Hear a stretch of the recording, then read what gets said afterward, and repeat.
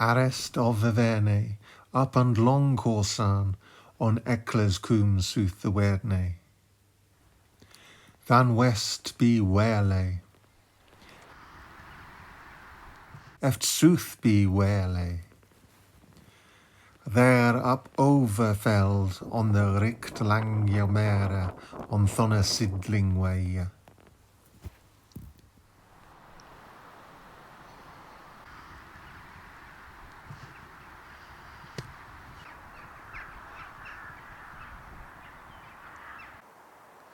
As you must be tired of hearing me say, Avon is a Welsh word. It is an ancient British word. It is a pre-English word for river, the generic river, and that's why we have so many Avons in England and Wales and Scotland. And pronounced Avon, even though it's spelt A-V-O-N. It is not. We're not selling lipstick here. It is in the Anglo-Saxon and the English, when they first got here, plodded over here from the channel, over the channel, beat everybody up, or did it by treaty, depending on who you talk to. Took on the names of the rivers the Welsh people gave to this landscape. Other Welsh names we have for rivers in England are the Dee, the Derwent, the Darrant, the Dart, the Don, the Esk, the Axe, the Ex, the Ouse, the Severn, the Stour, the Tees, the Thames, the Trent and the Wye. There are loads of others as well, many minor rivers. I use the word Welsh and British interchangeably. The Welsh language today is the direct descendant of the people who owned the whole of Britain before the English came. And I don't think we should be afraid to acknowledge that. Now, they didn't do the same thing with village names, settlement sites. In places like Berkshire, West Berkshire, there's only one place that retains its Welsh, its partly Welsh name. In other places around here, there's loads of them. That suggests that the English learnt some respect by the time they got here. But even though in some places they didn't have respect for the British, the weregild, this is the blood price of somebody in England. If you murder somebody, you have to go and pay their family if you get caught. And the Welsh their price was half that of an Englishman. So clearly there was some sort of apartheid of some sort here. But in their charters that describe the boundaries of their settlements, to say, I own this and you own that over there. The charter of Corsan, which is Corston today, next to Bath, between Bath and Bristol. It talks of Averne, and this is the Averne here. So they had enough respect, at least for this river, to keep its Welsh name. It flows in a sort of circle from North Ditchhampton, Didmarton in Gloucestershire, which is 15-20 miles north of Bristol. It then goes east and then south down to Chippenham, past some very interesting sites like I've forgotten the names now. God damn it.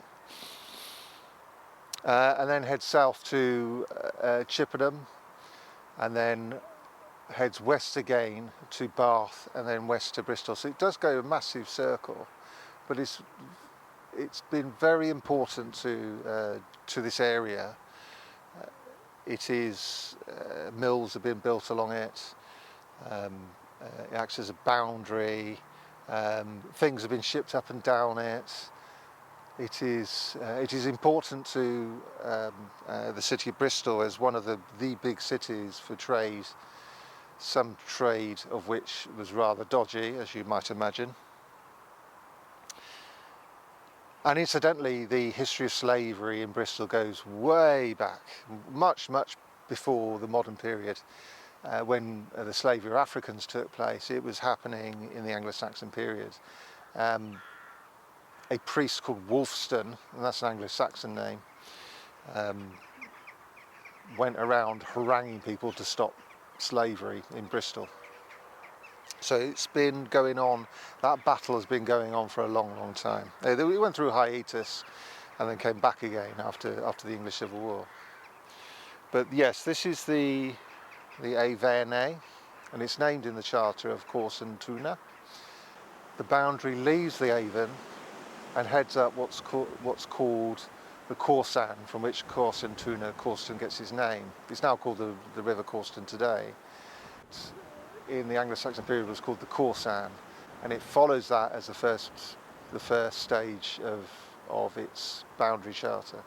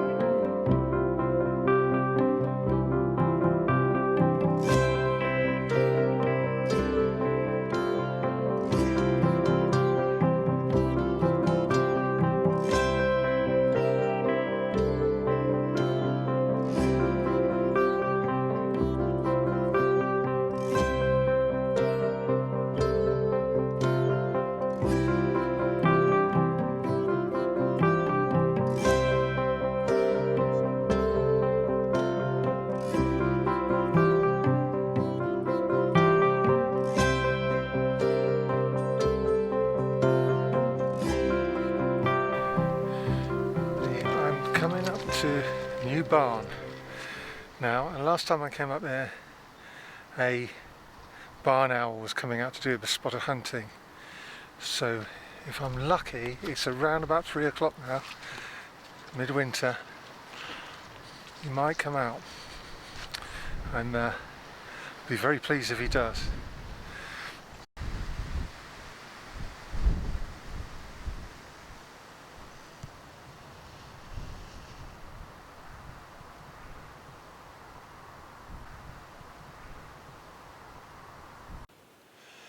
So no, I can't see a barn owl.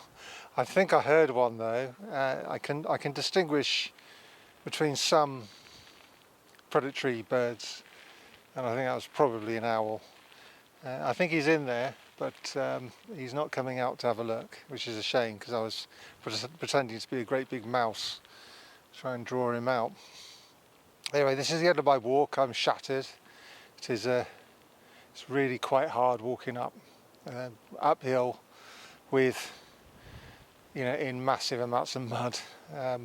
Anyway, and the light's fading, so I'll just mention before I go, that's Stantonbury Camp behind me at Iron Age Hill Fort, and more than that, we can show that, thanks to archaeology, we can show that it is part of a post-Roman defensive barrier. It's part of the Wansdyke.